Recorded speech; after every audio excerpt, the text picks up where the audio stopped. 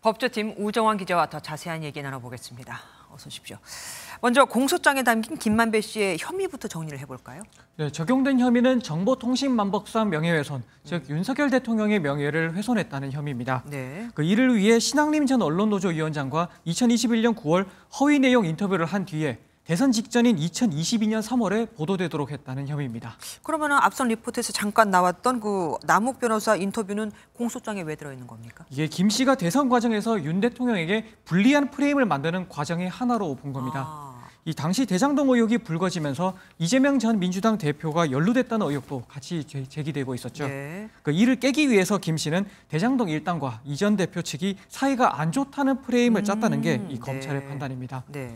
그래서 남욱 변호사에게 이재명 캠프에서 연락도 오고 하니 대장동 그분은 이 후보가 아니라고 해라 이렇게 종용한 것도 이런 이유라는 겁니다. 그러니까 공산당이라는 단어가 등장한 것도 지금 일부러 그러니까 의도적으로 했다는 거죠. 네, 그렇습니다. 2019년에 이성문 당시 화천대유 대표가 법정에서 이 전 대표를 가리켜 공산당이라고 표현한 것도 결국 김만배 씨의 지시에 따른 거였고 이어 2021년 이재명 전 대표가 이를 언급하면서 대장동 일당과 거리를 두려고 한 것 바로 그 다음 날에 김 씨가 신 전 위원장과 인터뷰를 하면서 다시 공산당을 언급한 게 모두 설계된 프레임이라는 겁니다. 아유, 무섭네요.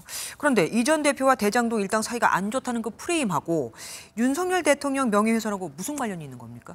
맞습니다. 이 검찰은 이런 공산당 프레임을 대선 여론 조작에 나서게 된 배경으로 지적을 하고 있는 겁니다. 이 김 씨가 윤 대통령의 명예를 직접 훼손했다고 검찰이 본 거는 앞선 공산당 프레임이 아니라 또 하나의 프레임이죠. 윤 대통령이 부산저축은행 수사를 무마했다라는 수사 무마 프레임입니다. 그럼 공소장에 그 부분도 이 전 대표와 연관성이 된 거라고 적시된 건가요? 여기에는 이재명 전 대표가 언급이 되기는 하는데 연관성이 명확하게 적힌 거는 아닙니다. 이 검찰은 공소장에 김 씨의 허위 인터뷰가 뉴스타파를 비롯한 각 언론 보도와 이재명 후보 캠프 진상규명 특위를 통해 확산했다 이렇게 언급하기는 했습니다. 하지만 이 전 대표나 민주당과의 실질적인 공모관계가 있었는지 이런 거는 적시되지 않았습니다.